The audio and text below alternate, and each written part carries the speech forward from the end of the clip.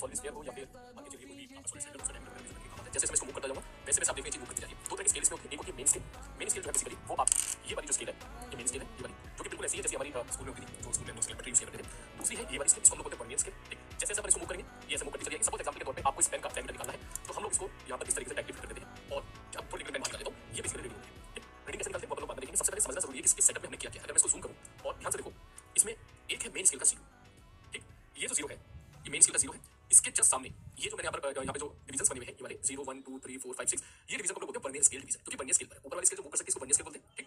और अगर हम ध्यान से देखें, अगर जीरो के सामने कौन सा जीरो, मेन स्केल के जीरो के सामने अगर वर्नियर स्केल का जीरो आता है एक्जेक्टली बिल्कुल सामने, तो हम बोलते हैं भाई साहब ये हमारा जो इसको वर्नियर कैलिपर है ये बिल्कुल परफेक्ट है, कोई गड़बड़ी नहीं है। किसी कारण बस ये कब, जब मैंने कुछ भी नहीं रखा, दोनों चोट मिला देगा, किसी कारण बस सपोज आपने चोट मिलाई और ये थोड़ा सा आगे आ गया, होना क्या है, वर्नियर स्केल का जीरो अगर मेन स्केल से थोड़ा सा आगे आ गया, ठीक, तो हम बोलेंगे इसके पास पॉजिटिव जीरो है, बिना कुछ यहाँ पे रखे हुए कुछ रीडिंग दे रहा है। इन दैट केस ये पॉजिटिव जीरो में काउंट किया जाएगा। इसको कैसे कैलकुलेट करते हैं अपन बाद में देखेंगे, हल्का सा फंडा बता देता हूं यहाँ पर। इन दैट केस हम देखेंगे इसका कौन सा डंडा ऐसा है जो सामने कोइंसाइड कर रहा है मेन स्केल से, मतलब वर्नियर स्केल डिवीजन का कौन सा डंडा ऐसा है जो मेन स्केल के डंडे से कोइंसाइड कर रहा है, दैट इनटू डिस्काउंट ये आपको दे देगा पॉजिटिव जीरो।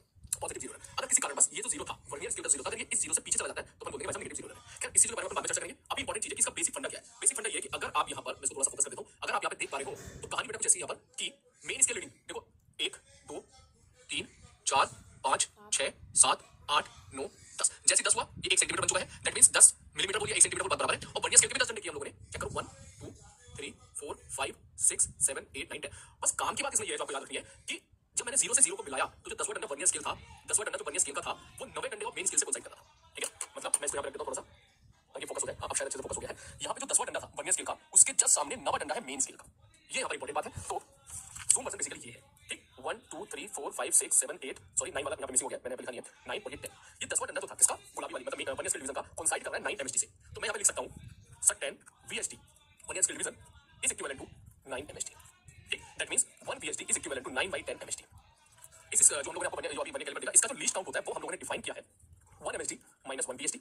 अगर मैं इसको सॉल्व करूं तो 1 MSD minus 1 VSD is 9/10 MSD। MSD मतलब मेन स्केल डिवीजन, और उसको घटाओगे तो निकल जाएगा 1/10 MSD। MSD का मतलब मेन स्केल डिवीजन। तो कायदे में ये था क्या, यहां से लेकर यहां तक था 1 सेंटीमीटर, बेसिकली किसके बराबर था, 10 mm के बराबर था, जिसके मैंने 10 इक्वल डिस्ट्रीब्यूशन कर दिया है या 10 इक्वल डंडे बना दिए 1 2 3 4 5 6 7 8 9 10। दैट मींस एक डिवीजन या दो डंडों के बीच का जो गैप है उसकी वैल्यू कितनी है 1 mm।